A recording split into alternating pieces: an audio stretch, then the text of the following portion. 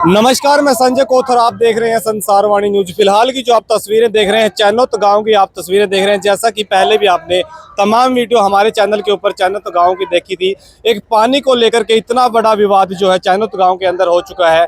एक बार तो मतलब प्रशासन की तरफ से ये आया कि यहाँ पे चैनोत गाँव की जीत हुई है, जैसे कि 14 साल के वनवास के बाद में राम अयोध्या की तरफ जा रहे हैं, ऐसे खुशी मनाई जा रही थी।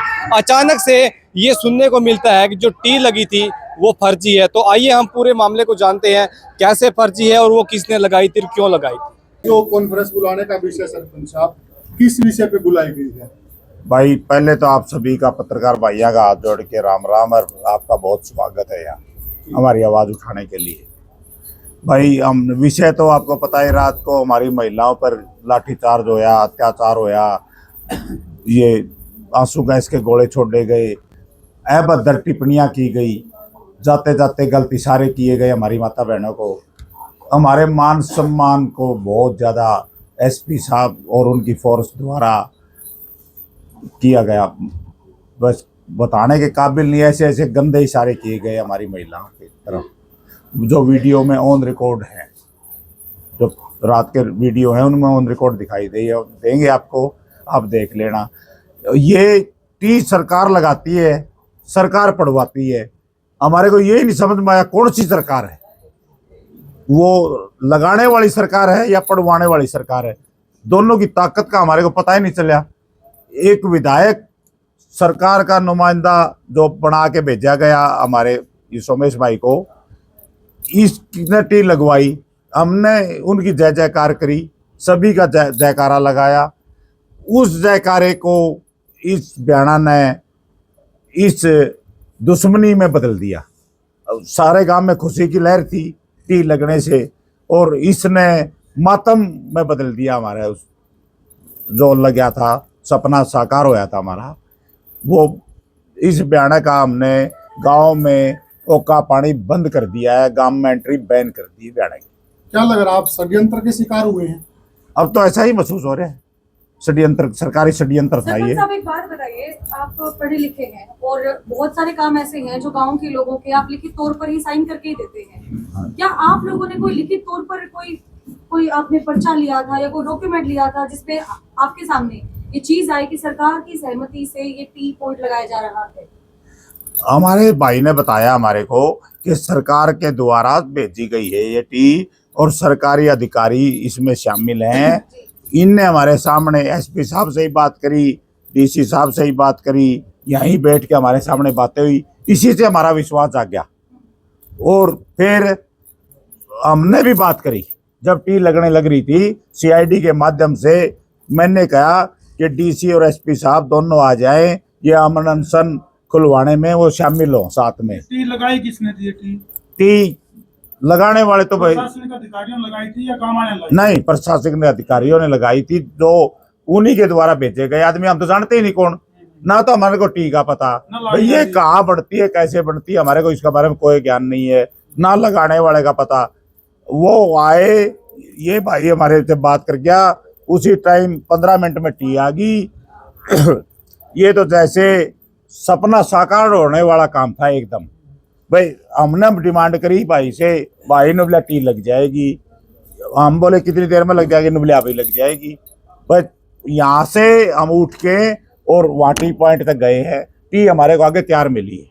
जो मशीनरी आई थी, हाँ जी, वो मशीनरी किसकी थी? वो मशीनरी सरकार की थी। सर, एसपी साहब ये कैसे आप करेंगे सरकार की थी? इनने तो मंगाई नहीं, इनको भी वहाँ मुहैया कराई गई है। इनने पूछा, साधन कहाँ, हमारे सामने ही बात हो रही थी फोन पे इनकी, तो इनने पूछा वो टी कहाँ है, नो बोले आप वहाँ पहुँचो, टी आपको तैयार मिलेगी। टी हमारे को आगे तैयार मिली, हमारे जाते ही काम स्टार्ट हो गया। सर, काम एसपी साहब ने प्रेस कॉन्फ्रेंस की थी जिसके अंदर उन्होंने साफ तौर पर कहा है कि सिर्फ और सिर्फ 4 से 5 व्यक्ति ऐसे हैं जो इस धरना प्रदर्शन को खत्म ही नहीं करना चाहते, और सरकार के द्वारा जो मांगी थी वो स्वीकार भी कर ली गई थी, लेकिन उसके बावजूद भी ये धरना प्रदर्शन इसी प्रकार से जारी करे हुए हैं। हालांकि चैनत गांव को पहले भी पानी मिल रहा था, ये कनेक्शन लगने से पहले, और आगे पानी मिलता रहेगा। इसको लेकर क्या कहेंगे? वो झूठ बोल रहे हैं। हमारी मांगे पूरी हो जाती तो हमको शौक है यहाँ बैठने का। हम क्यों तो पूरी कराई खोज ली। कहाँ ये मांग तो इस भाई ने पूरी कराई थी हमारे यार। हमने कह दिया था भाई हम अनशन तोड़वा दिया है, एक दो छोटी मांग है हमारी, ये केस वगैरह की, ये आप सोल्व करा दो, हम धरना उठा लेंगे। हमारा तो वादा हो जाता है इनसे, हमने वादा खिलाफी करी हो तो पूछ लो इनसे। टी लगते ही वहां से सीधा आके आमरण अनशन खत्म करवा दिया। पानी की समस्या का समाधान केवल टी है या इसके अलावा भी कोई ऑप्शन है?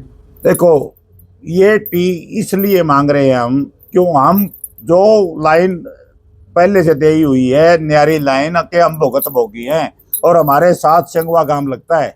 शेंगुआ गांव की स्पेशल लाइन है 6 इंची की, जिसमें 2 से 2.5 इंची पानी आता है। 6 इंची वाली सारी रास्ते में फुटी हुई है। शेंगुआ के भाई यहाँ मौजूद, आप उनका इंटरव्यू ले सकते हो। और जब हमारी रणबीर गंगुआ से बात हुई, उनके सामने मैंने ये बात कही, आप हमारे को न्यारी लाइन की बात कर रहे हो, शेंगुआ वाली लाइन का एक्शन साहब बैठे हैं, इनसे पूछ लो। अगर उसके अंदर मोरे होके 6 इंची लाइन में 2 इंची 2.5 इंची पानी आता है, बाकी सारा चोरी हो जाता है। एक्शन साहब ने उनके सामने माननी थी ये बात। सर, डिग्गी के लिए 7.5 करोड़ रुपए का बजट पास किया गया था चन्नत की वोटर वर्क्स को बनाने के लिए, उसके बावजूद भी ये डिमांड क्यों की गई टी बनाने की? वो तो वाटर वर्क्स रिपेयर की था जी सिस्टम। वो जो हमारे टैंक है उनका एस्टीमेट था 7.5 करोड़ रुपया। उसके अंदर भी हमारे साथ धोखा हुआ। उसके अंदर से बजट निकाल के जो वो लाइन दाब रहे थे खरकड़ी की तरफ, उसमें से वो बजट काट के उस लाइन में डाल दिया। ये तो लगातार धोखे कर रहे हैं हमारे साथ। कहीं ये अनशन खत्म करवाने की साजिश तो नहीं? अनशन तो खत्म कराने की साजिश ही थी, और तो ये क्या था, एक बार लगवा दी, एक बार पढ़वा दी। दोनों बीजेपी सरकार ने लगवाई, बीजेपी सरकार ने पढ़वा दी। हम तो इसको साजिश ही का नाम देंगे। पुलिस के द्वारा लूटमार की नौबत क्या आई? रात को मेरी लगातार एसपी साहब से बात हो रही थी। मैं उनसे बोला भाई हम शांति करवाना चाहते हैं, वो बोले आप शांति की अपील करो। मैं हिसार गया हुआ था, मैंने वहां से अनूप के पास फोन कराया, भाई अनूप कोई टकराव नहीं होना चाहिए, शांति से अब रहेंगे हम। वो अपनी टी पाड़ के ले जाना चाहते ले जाएंगे, लेकिन हम विरोध प्रदर्शन जरूर करेंगे। मैंने इसको कहा कि आप मेरे गांव वाले से बात कराओ। ये मौके पे माइक था, माइक के ऊपर मेरा फोन लगाया। आप यहाँ चेडी वाले के पास वीडियो ही मिल जाएंगी, ऑडियो ही मिल जाएगी। और मैंने शांति की अपील करी, हमने कोई टकराव नहीं करना है। और फिर वो बात आई, भाई ये बच्चे नहीं रुक रहे, कुछ बच्चे उग्र हो रहे थे। मैंने कहा ये तूड़ी के 2 ट्रैक्टर हैं, इनको अपने धरना स्थल के आगे लगा दो ताकि ये बच्चे आगे उनकी तरफ ना जा सकें। एसपी साहब का तुरंत मेरे पास फोन आया, अच्छा तो ट्रैक्टर उड़ा रहा है?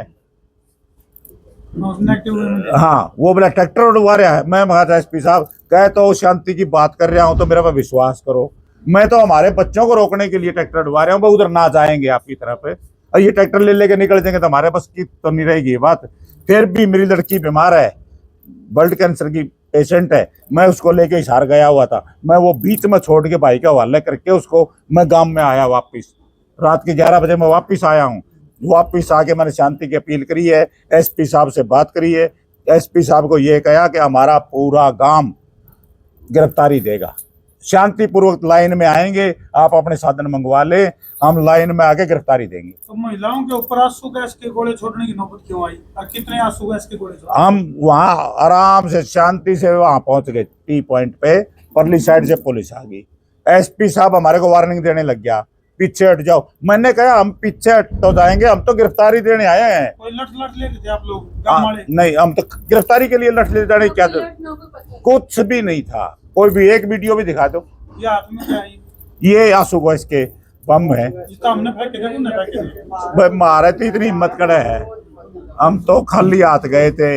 ये देख लो हमारे ऊपर ये एक तो पूरा पैसे भी को नहीं है ध्यान में। हाँ ये देख लो। यार हमारे ये भाई के छोटा बच्चा है, इनके घर के ऊपर बम पड़ा है जाके अंदर आंगन में। पुलिस का बयान ये है कि आपकी तरफ से अटैक किया गया और 2 से 3 पुलिस वालों को काफी चोट लगी। एसपी साहब नेम कर दे इस बात का, हमारे से चोट लगी हो तो। हमने देखा है उसको, पुलिस वाले को वैसे ही बीच में ड्रामा करके उठा के ले जाते। जब तक तो हमारा आपस में दूरी भी थी, जिस टाइम उठाने लग रहे थे उसको। सर आप ये बताइए, एसपी साहब ने कहा है कि जो टी पॉइंट लगाया गया था वो सिर्फ और सिर्फ आप लोगों ने अपने स्तर पर ही लगाया है, प्रशासन का ये कोई तो लेना बता देना दिया, नहीं उसका है। जवाब दे दिया ना। इसको लेकर आप क्या कहेंगे, क्योंकि मीडिएटर आप ही आए थे ये कहने के लिए कि सरकार ने आप लोगों की मांगे स्वीकार कर ली हैं, और अब एसपी साहब कह रहे हैं कि ये तो आपने स्तर पर ही लगाया है। मैं ये बता रहा हूँ कि भाई जब मेरी बात हुई थी उससे मेरे को तो ये कहा गया था कि भाई आप वहाँ पहुँच जाओ, कमेटी से एक बार बात कर लो। मेरी अरस शिकारा जी से बात हुई थी, अरस शिकारा जी ने भाई विकास से बात की और जब आने के बाद फिर कमेटी से बात हुई थी। मेरे तो ये कहा गया था, मैंने कहा भाई क्या कुछ है वो बताओ, तुम कैसे अनशन खुलवाना बहुत ज़रूरी है क्योंकि बड़े बुजुर्ग हैं। चन्नत गांव से मेरा भी प्यार प्रेम है, रिश्तेदारी क्योंकि दूब के नाड़ हैं, आपस में एक दूसरे रिश्तेदारी तो होती है। तो मैंने कहा भाई ये खुलवाना है। तो फिर इन्होंने जो बात बताई मैंने वो आगे बात भेज दी। बात भेजने के बाद में मेरे को तो ये कहा गया, और विकास और मैं और हर्ष तीनों इकट्ठे आए थे वहाँ हंसी से कि भाई आप लोग हंसी से वहाँ पहुँचो और बात करो। तब तक हम जब यहाँ के बैठक में बैठे थे तभी फ़ोन भी आ गया कि भाई टी और वो लगाने वाले आए हुए हैं वहाँ। हम तो वहाँ गए तो टी और वो लगाने वाले आ गए और उन्होंने टी लगाई। ना तो टी हमने लगाई, ना मैंने लगाई, ना मैं लेके आया टी। तो हम वहाँ पहुँचे, जैसे सरपंच साहब ने पीछे बताया, बात जब तक हुई तब तक टी भी आ गई थी वहाँ। तो ये टी अब प्राइवेट आदमी को तो मिलती नहीं है। तो ये बात है। तो सोमेश भाई इसमें सीएम हाउस इंक्लूड था कहीं पर? नहीं, मेरी तो सीएम हाउस में किसी से बात नहीं पूरे हुई। तो फिर प्रकरण आपकी बात में किससे हुई? इस पूरे प्रकरण में चन्नत गांव किसको दोषी माना, सबसे बड़ा गुनहगार कौन है? आपकी किस अफसर से बात हुई थी जिसके बाद ये टी लगाई?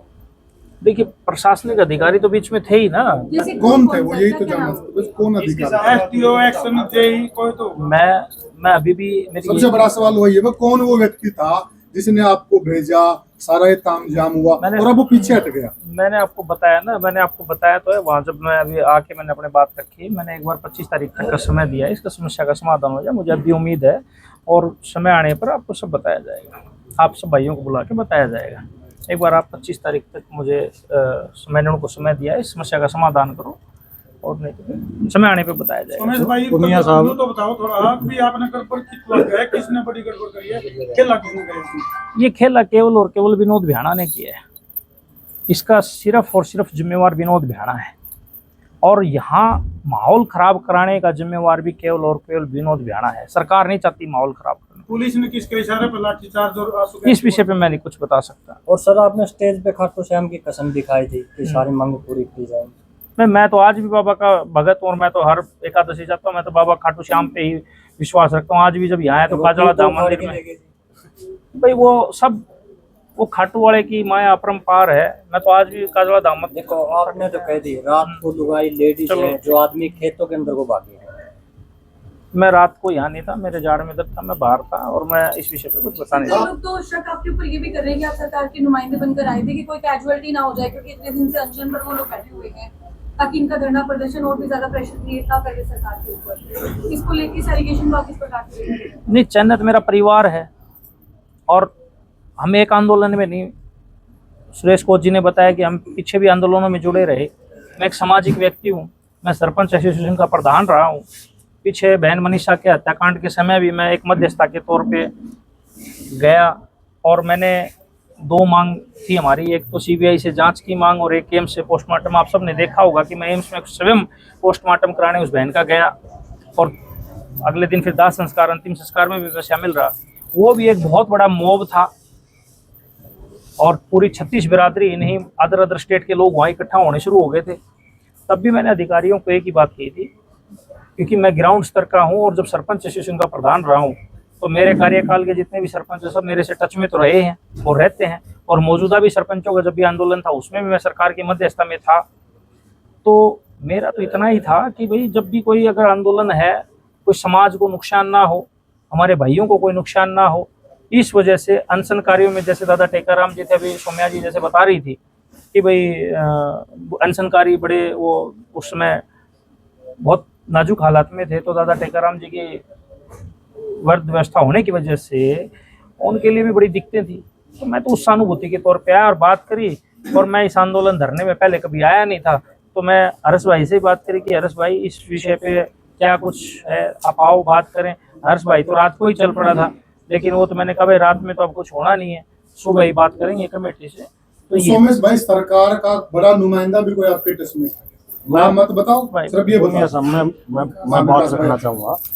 सोमेश भाई ने स्टेज पे बहुत क्लियर कट बता दिया। इसमें अगर आपने कवर कराया हो तो इसमें सरकार के बड़े लेवल के चंडीगढ़ तक के अधिकारी और लोकल लेवल के यहाँ के जो जिम्मेदार अधिकारी हैं वो सारे के सारे के संज्ञान में थी बात।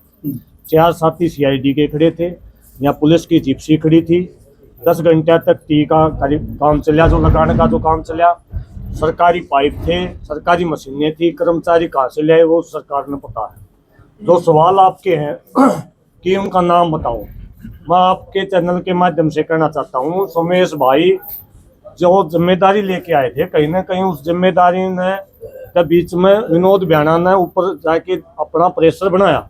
उस प्रेशर की वजह से वो प्रेशर वापस अधिकारी अपनी जान बचाने खातिर, अपनी नाड़ से तलवार हटाने खातिर सोमेश भाई को भी बलि का बकरा बनाया जा सके। सोमेश भाई और मुझे ये भी कहना है कि कल ना सोमेश भाई को जान माल का भी कोई नुकसान, क्योंकि बड़े अधिकारी हैं, रसूखदार लोग हैं, कल न कोई जान माल का भी नुकसान अगर हो सका है, क्योंकि इन्होंने जो घोषणा करी है कि 25 तारीख तक का समय है अधिकारियों के पास, वरना जितने अधिकारी हैं जो इस जालसाज में शामिल है उनके सबके नाम बताऊंगा। हो सकता है वो अपनी जान बचाने खातिर इनकी जान माल की भी हानि निकल दे। उनकी जिम्मेदारी भी आप सब पत्रकारों के माध्यम से उन्हीं अधिकारियों की है, सरकार की है, और इनकी सुरक्षा की भी जिम्मेदारी सरकार की है। ये कोई छोटी घटना नहीं है, ये कोई छोटी घटना नहीं है। सरकार बार बार गुमराह करी है कि सरकारी है या नहीं है सरकारी। सरकार को पता है, सरकार के अधिकारी लोग लगवाने वाले हैं। 10 घंटे तक टी लगी है, पुलिस एक सिपाही उसको हटाने के लिए नहीं आया, अगले दिन तक टी लगी रही है। दिन में कोई अगर अवैध थी तो अगले दिन क्यों नहीं आया कोई अधिकारी? 4 सरकारी कर्मचारी, CID तो सरकार की होती होगी, उनके पास वीडियो है, विजुअल है, लेकिन सरकार कहीं ना कहीं गुमराह करी है। और जो बेड़ी है, देखो हमारे साथ अत्याचार क्या हो रहा है। 3 FIR दर्ज हुई इस मामले में, जो आज SP साहब ने भी प्रेस कॉन्फ्रेंस करी। पहली FIR करी पाइप पाड़न की, जिसमें सरकार ने अपनी मशीनों से अगले दिन पाइप पड़वाए, और उसमें दोषी अधिकारियों को सस्पेंड भी कराया गया, वो गलत तरीके से लगाए गए थे। दूसरी FIR लगाई जो सरकार ने टी भेजी, वह टी दबाने की, जो सरकार ने अपने तरीके से भेजी, अपने अधिकारियों के तरीके से भेजी, वह टी दाबने की हमारे ऊपर FIR कर दी। तीसरी FIR कर दी टी पाड़न की, जो रात के अंधेरे में अंग्रेजों की तरिया हमारी नियत महिलाओं के ऊपर हमला करके उनका सिर फोड़ की, और उन टी पाड़न की जो सरकार FIR हुआ लाने की भी हमारे ऊपर, पाड़न की भी हमारे ऊपर, और सिर फोड़न की भी, जबकि हमारे ऊपर ये और बड़े बड़े गोले दिखाने लग रहे हैं। इतने गोले दागन के बाद भी हमारे ऊपर आरोप लगाए जाते हैं कि हमने सिर फोड़ दिया। कहीं ना कहीं ये लोकतंत्र नहीं है, ना यहाँ कोई सरकार है, ना कोई ये विधायक है। अनूप जी, आप एक बात बताइए, आज जो प्रेस कॉन्फ्रेंस की गई थी SP साहब की तरफ से, कहीं ना कहीं वो इशारा कर रही थी कि कमेटी के सदस्यों के अलावा अगर चयनित गांव के कुछ सदस्य आकर बात करते हैं तो ऑन टेबल इस चीज का समाधान निकल सकता है। तो अगर किसी गांव के 4 या 5 सदस्यों को भेजना पड़ा तो किन्हें आप भेजेंगे, और क्या आप इस बात से सहमत है कि SP साहब का सोल्यूशन निकाल कर देंगे? देखिए, हम शुरू से चाहते हैं कि हमारे जो सोल्यूशन है, इसका जो समस्या का हल हो, और ये बातचीत के माध्यम से होगा।